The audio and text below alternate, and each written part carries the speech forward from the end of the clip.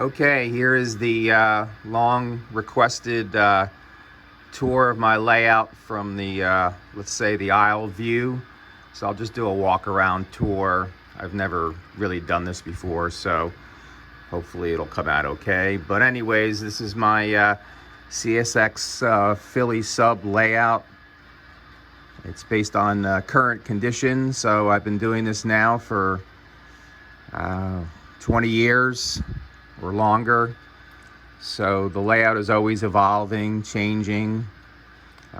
Engines, cars are removed or added based on current conditions.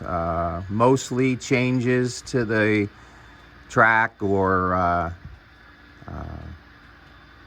buildings, industries. You know, I update cars, people, you name it. It's quite a lot of fun, and I'll talk about that as we go along. But we are going to start here in Philadelphia and work our way west. I have a couple trains running around, so you'll probably see those a few times. Hopefully the sound won't be overbearing. But this is the basically the end of the line you're looking at in Philadelphia. You're staring at what's CSX's East Side Yard in Philadelphia. The tower is RG Tower, which is an active tower today. East Side Yard is active today. I'd say the big change that was added since I built the layout was the obviously merger with Conrail, and CSX picked up what they call South Philly Yard, which is a main yard. I can't add it. I don't have the space. I wish I could, but you know, that's for you purists. Almost all the trains terminate and originate in South Philly Yard now, that are going north towards Selkirk, or east, if you want to call it Railroad East, and or trains that go south or Railroad West, and of course we have eastbounds too coming that way. So that's you probably seen from the prior video. That's Q372 stopped on the main right there. East Side Yard is basically can hold 236 cars. The car lengths are based on 50-foot car lengths, just so you know. And there's approximately 9 tracks. There's more tracks for engines, but we'll do a quick tour of South Philly. I purchased this backdrop, which is basically downtown Philadelphia I put up, so kind of gives you a representation. This is the bridge over the Susquehanna River right there, and that's RG Tower. There's your backdrop.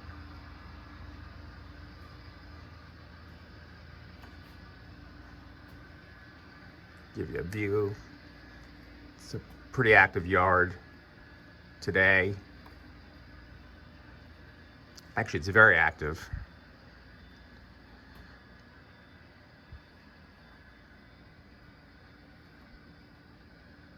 That's supposed to be it's hard to put in, but that's the Susquehanna River. And then you can see I got my signals set up for the 2 trains that are running. Hopefully they won't catch up to each other. And then that's, they do have there like an ethanol unloading facility up in Philly. And then down here is an engine terminal and a turntable, which is in the car department. Car department's been, or actually RIP has been terminated in the last few years. And they don't really use the turntable anymore. I have the turntable, of course. So gives you an idea. I'll just walk back a little bit.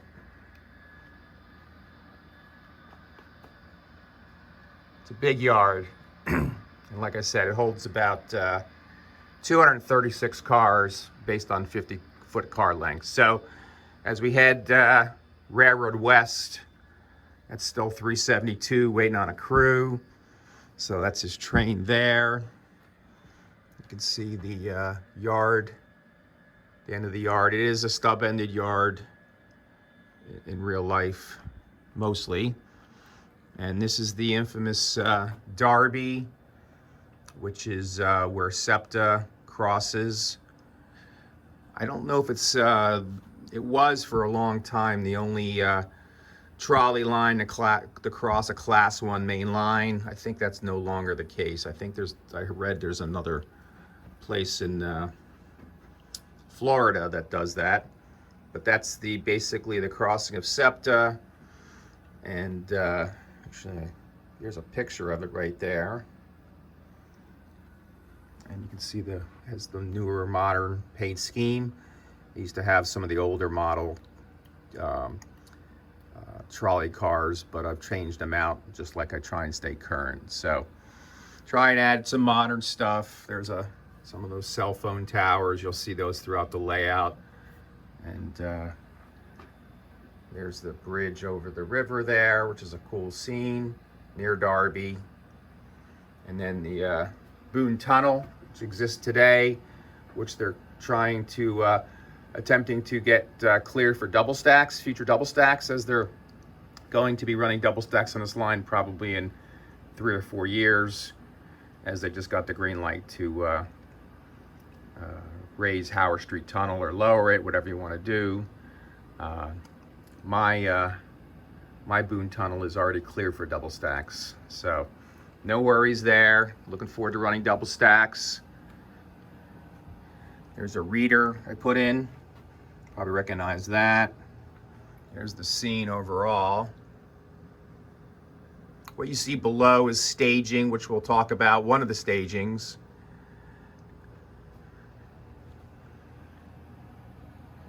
So we're heading west again. This is Chester Bids, which if you go around my layout, I have pictures of all the industries. This industry, or this bids terminal, was just closed. I haven't closed it yet. I don't know if I'll close it or not. I hate to lose a major industry, but if I stay true to this thing, this is a closed facility. So let's see here. Just some farming, not farming, but just local homes there. I've been trying to add some lighting to this thing, you know, some animation. So that's one of those East Coast circuits, UPS trucks that's lit. So making a delivery. Let's see there. Walthers did the UPS figures. So those people are excited. And there's some of the competition right there. I'm a big farming guy, so I added a small farm scene along the, I don't think this scene exists up, but this is basically East Feltonville. I have signs across all my layout, which helps operators know where they are. But wanted to add a farm scene because I worked on a farm for a while, and I'm quite fond of farming. Could have been possibly a second career for me. But anyways, this is Q216, which is a auto rack train that terminates here at the Twin Oaks Auto Facility. So that train is waiting to be, so you can see here, there's the Twin Oaks facility right there. This is an 8-track. On my layout, this is 8 tracks and holds 41 auto racks. The real one is 10 tracks. So I've modeled this pretty well. And they're, of course, unloading vehicles there. So, and then below, which we'll see later, is the ESPN shortline, which we'll talk about later.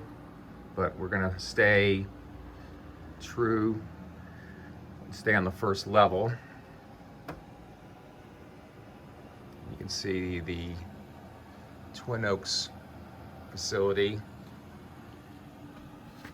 Nice slug set working up there. And this is obviously a nice mix of some of the newer auto racks from Scale Trains and Atlas, and of course some of the newer Intermountain racks. And you can see right there.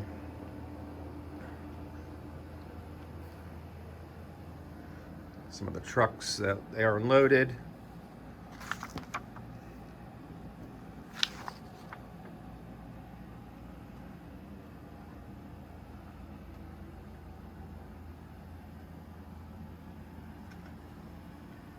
That's the office there, Rip Track. So going from Twin Oaks, and then this is right here, West Feltonville siding, which is where the 216 auto rack train is parked. And if you look west, right there, I-95, and then the infamous Brandywine River Bridge, which came out really nice.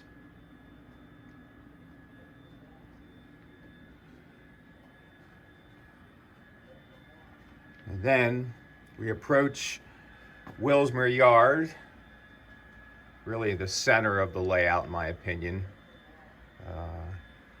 This is also where East Penn comes in and interchanges with CSX. And this is considered what we call Ellesmere Junction.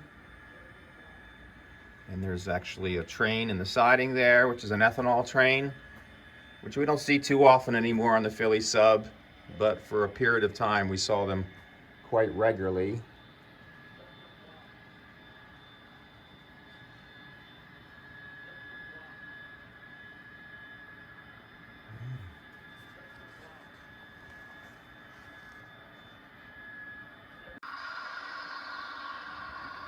So this is the beginning of the car department area right here.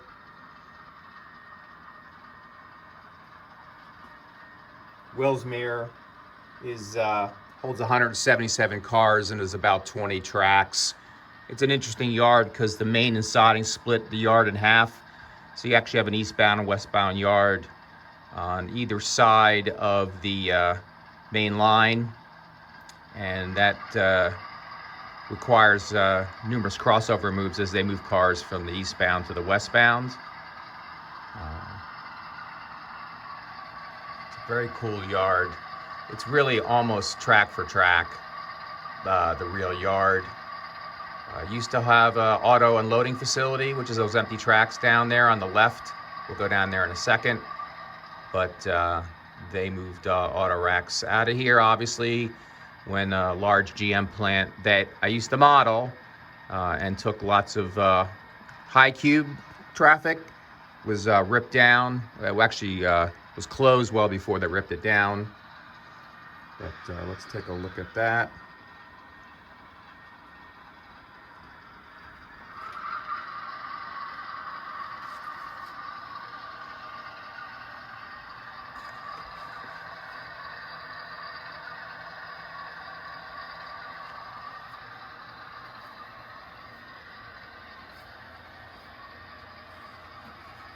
These are some of the ex-BLMA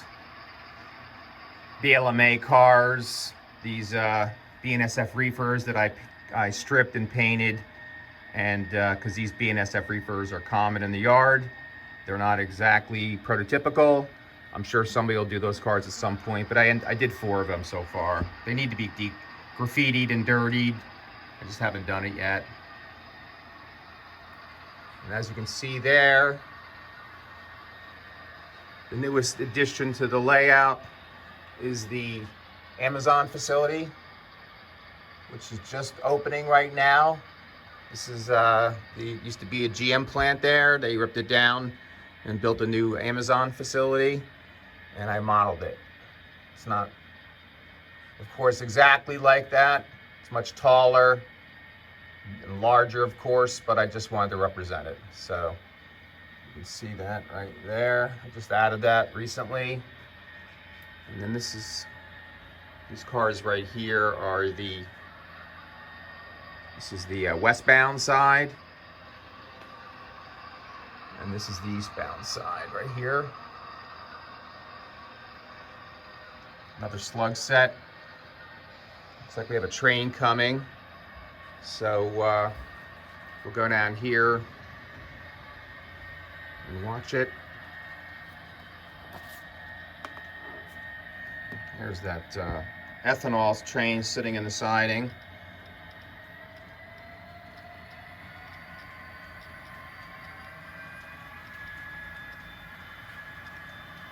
It's now the current yard office right there, which I model. And it's called Centerville Road. This is an eastbound coming. Just sit and watch it. I saw the bids facility scale right here.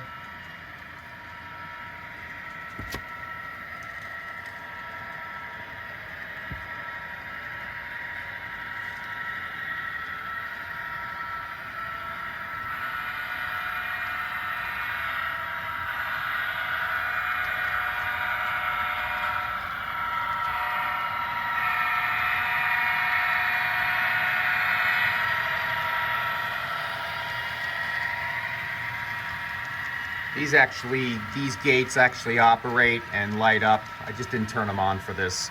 They make a lot of noise. So all my gates operate and light up and make sound, of course.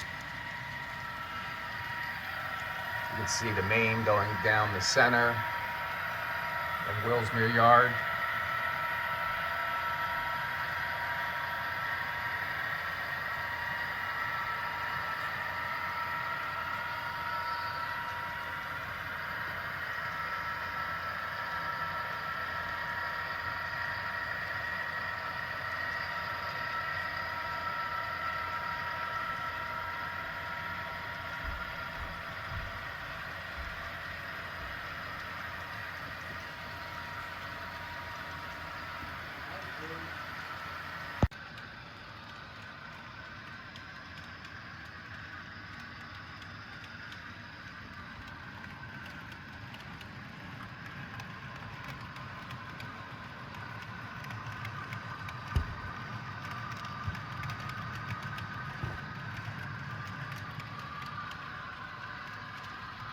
This is Delaware brick.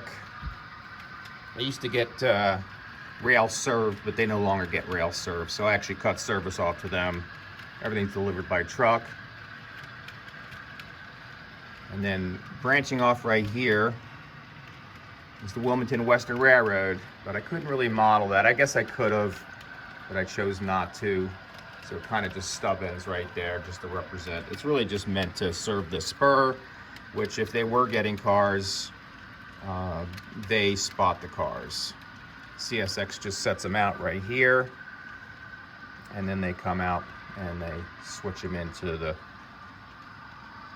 brick track. There you go.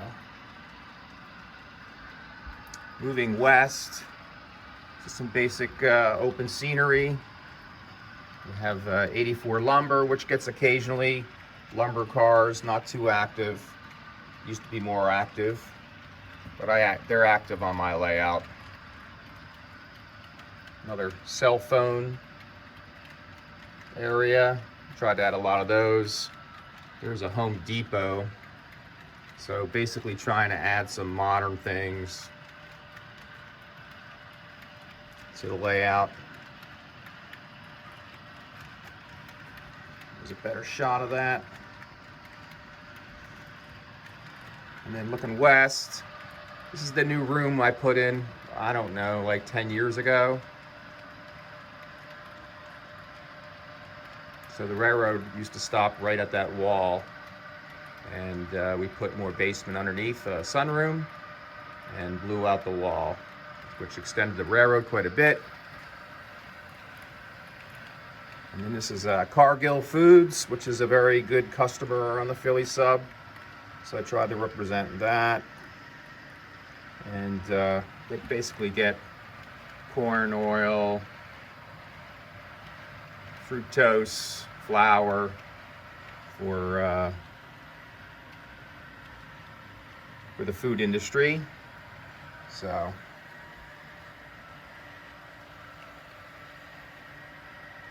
good customer to switch. And then as we head west,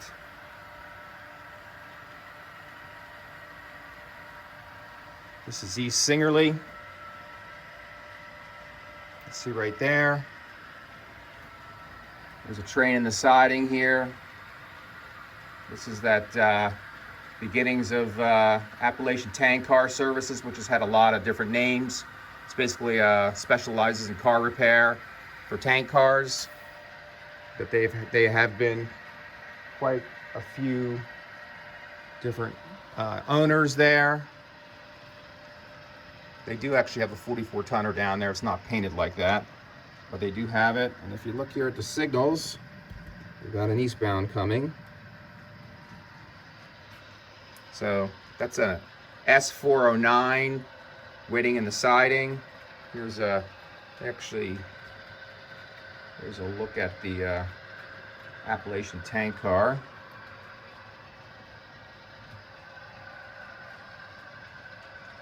As we look at S409, got some cool cars in there.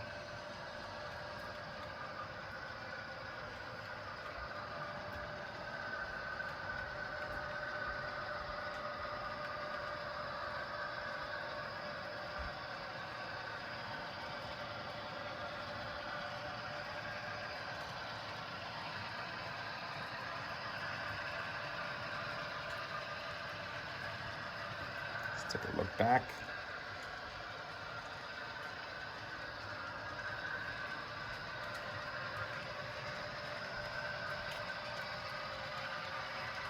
Kind of turned off all the sound on most of the engines at this point.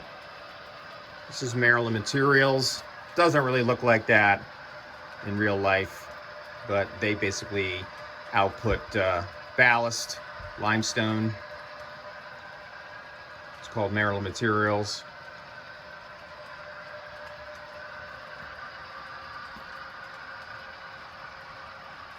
Take a look here. It's S409 in the siding.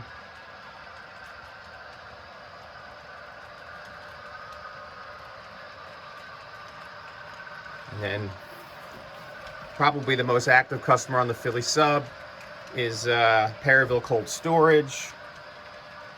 And it is served alongside of GE Appliances, which gets high cubes for a variety of appliances. Business is booming there, but I modeled that facility there. They actually get 60-foot and 86-foot high cubes,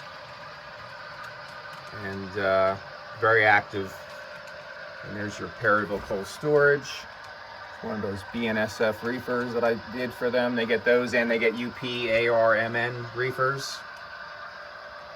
And miles will show it, but here comes a train down the Helix. So this is my first Helix. It's 3 turns. I believe it's about a little under 2% grade. It's got pretty wide radius. I think it's 42-inch radius, 44 outside, 42 inside. And the Helix is also considered Aiken. So it models Aiken siding and Aiken main. So you can see there. And then at the top, there's West Aiken. And there's a Q409 sitting in the siding there at in Aiken siding. So we're gonna go back. You can see here that you can see that at all. It's got a clear signal. I have a fully operational detection and signaling system. I'm on my next gen when it comes to signals. I upgraded. They used to be B&O CPLs, but then due to positive train control, CSX upgraded all the signals and technology to the more modern hood-based signals. So I actually ripped out the B&O CPLs, which were fully operational, had been in operation for years. And in fact, if you go back and look at one of my older videos, you'll see the CPLs in action. In fact, I have a goodbye video to the CPLs on the layout. And basically, I went ahead and removed all the CPLs and added the new modern signals to stay current. And they're all BLMA signals, which is now part of Atlas. And I actually did the signal cutovers the same time as CSX did it, because it took them like, I don't know, a year to do the cutovers across the Philly sub. So I always knew when they were cutting it over, so I would actually remove my B&O signals and install the new modern signals at the same locations as they did in real life. I don't have intermediate signals, so it's all what we call absolute signals. And so really just the control points that are modeled. The layout's just not big enough to do intermediates. So, but signaling is a lot of work, but it's very rewarding. So we'll follow this thing down. I'm going to speed it up a little bit. I'm actually running it. And there's the GE facility.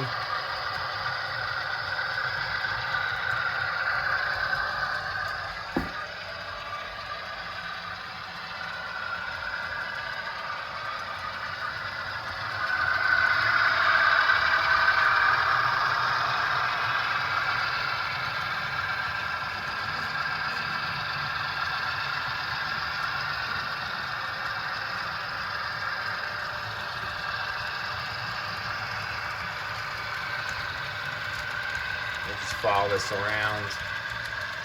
Another shot of Maryland materials. Hoppers are loaded, so the local will be picking those up and returning empties.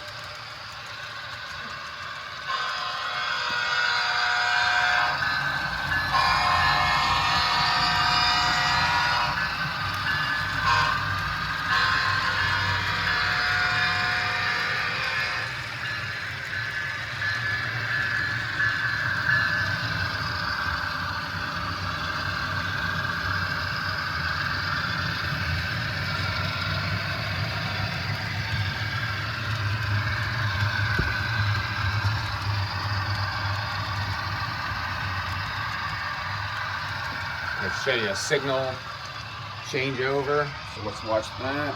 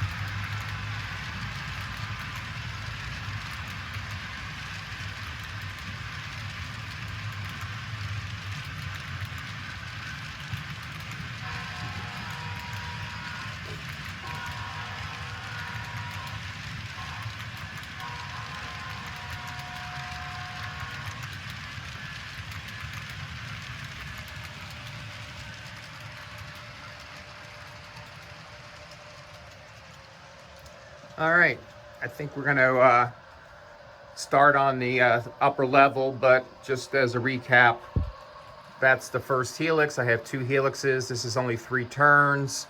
Obviously, it takes the lower level to the upper level and vice versa. And we'll pick up there and you can get a feel for the size. It's a big helix in the sense that it can hold very big trains, and we'll talk about that in a second.